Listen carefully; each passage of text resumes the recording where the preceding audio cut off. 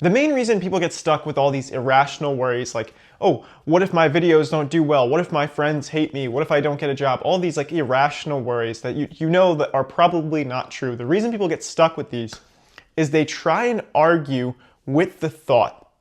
So this is a concept from the book, The Worry Trick. And this has helped thousands of people, not just me. It's helped me as well, but it's helped thousands of people, right?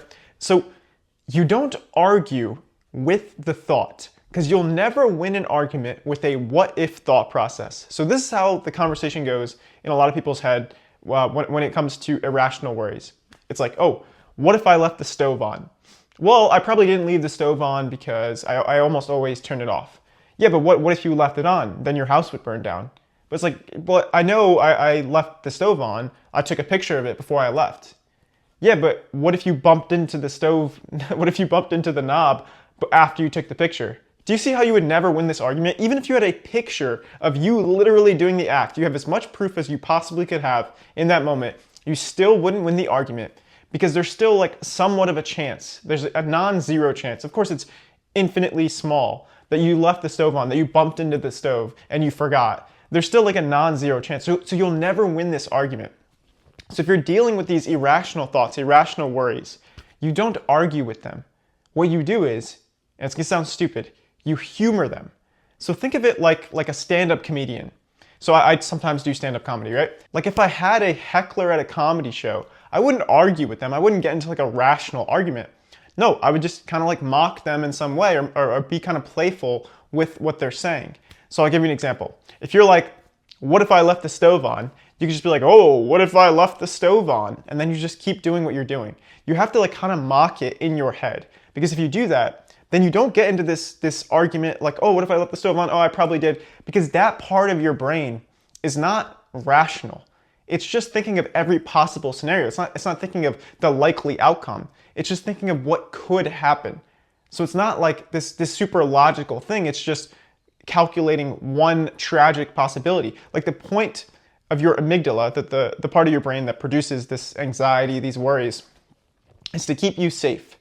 So it'll always come up with a reason for you to not take any risk, to always be safe.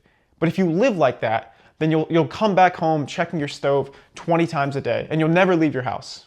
How do I know this? It's because I've somewhat experienced this. I was dealing with panic attacks and my anxiety was like at an all-time high.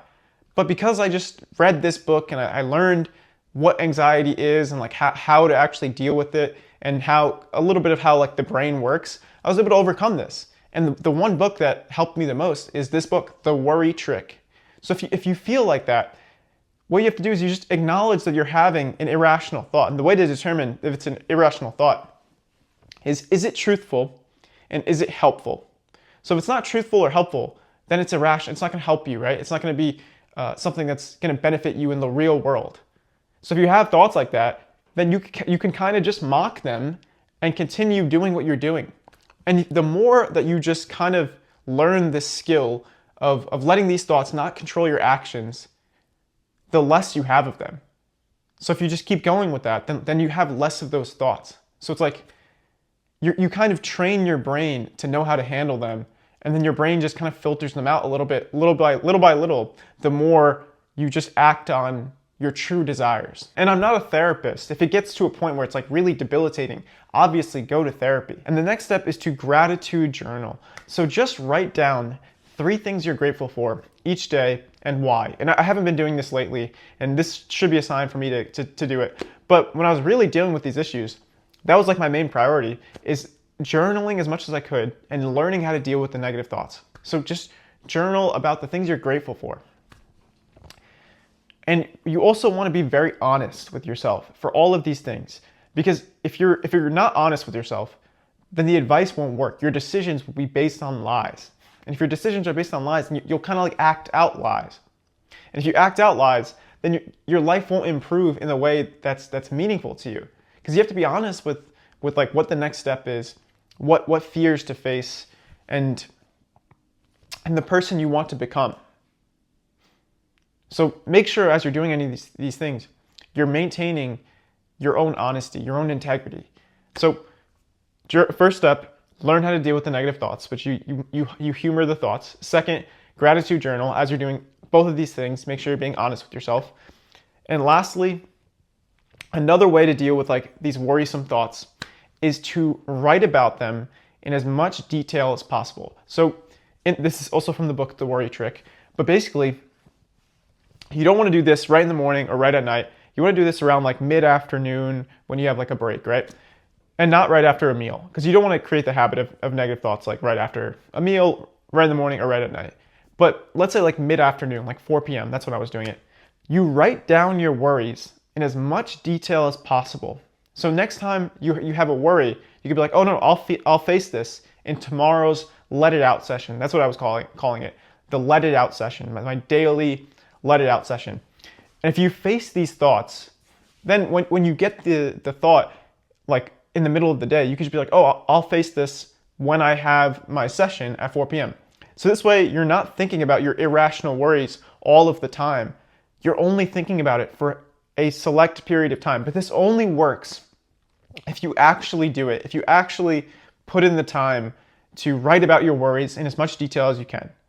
But the more you face that, the more you realize that, you know, even if the worst case scenario does happen, you have a way to deal with it. Like you start to write and face the actual feeling, and you start to get bored of the worries. That's the other thing. You get bored of your worries, and at that point, they no longer have control over you, because it's not just the thought that has control over you. It's also the feeling that's associated with the worries. But if it's boring to you, then it won't control your actions. So the more you do that, the easier it'll be, because you're facing it. You know, this is what people say when they say like face your fears. If you're facing your worries, eventually you get over them. And if it's really holding you back, again, don't be afraid to go to therapy. And listen, obviously doing these things is not going to be easy. It's not easy to face these irrational worries. It'll take some time and effort, but the more you do it, the easier it gets. So even though it won't be easy at first, it will be worth it. Life's not easy, but it's worth it. Take care.